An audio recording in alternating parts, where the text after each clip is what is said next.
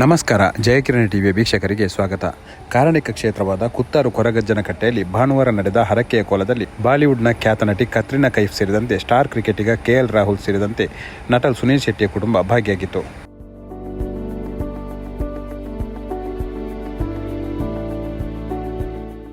ನಟಿ ಕತ್ರಿನಾ ಕೈಫ್, ನಟ ಸುನೀಲ್ ಶೆಟ್ಟಿ ಪುತ್ರ ಅಹಾನ್ ಶೆಟ್ಟಿ, ಪುತ್ರಿ ಆರಾಧ್ಯ ಶೆಟ್ಟಿ, ಕ್ರಿಕೆಟಿಗ KL ರಾಹುಲ್, ಮ್ಯಾಟ್ರಿಕ್ಸ್ ಎಂಟರ್ಟೈನ್ಮೆಂಟ್ನ ರೇಷ್ಮಾ ಶೆಟ್ಟಿ ಸೇರಿದಂತೆ ಒಟ್ಟು ಅವರ ಪರಿಚಿತರೇ ಆಗಿರುವ 9 ಮಂದಿಯ ಕೋಲ ಕಟ್ಟೆಯಲ್ಲಿ ಹರಕೆಯ ರೂಪದಲ್ಲಿ 2 ತಿಂಗಳ ಹಿಂದೆ ಬರೆಸಲಾಗಿತ್ತು.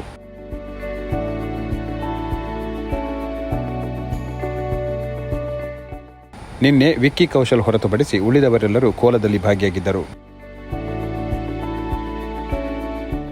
ಕತ್ರಿನಾ, ರೇಷ್ಮಾ ಶೆಟ್ಟಿ, ಆದ್ಯ ಶೆಟ್ಟಿ ಪರಂಪರೆಯಂತೆ ಕೋಲದಿಂದ ಹೊರಗುಳಿದು ಕಟ್ಟೆಯ ಕಚೇರಿಯಲ್ಲಿ ಉಳಿದುಕೊಂಡರೆ, ರಾಹುಲ್ ಮತ್ತು ಅಹಾನ್ ಶೆಟ್ಟಿ ಕೋಲದಲ್ಲಿ ಭಾಗಿಯಾಗಿದ್ದರು.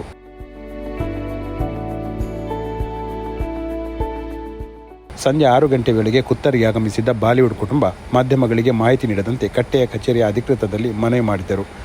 ಅಲ್ಲದೆ ಸ್ಥಳದಲ್ಲಿ ಫೋಟೋ ತೆಗೆಯಲು ಬಿಡದೆ ತೆಗೆದವರನ್ನು ಅಳಿಸುವಂತೆ ವಿನಂತಿಸಿದ್ದಾರೆ.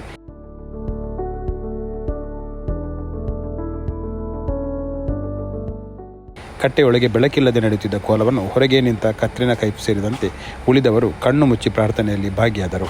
ನಮಸ್ಕಾರ.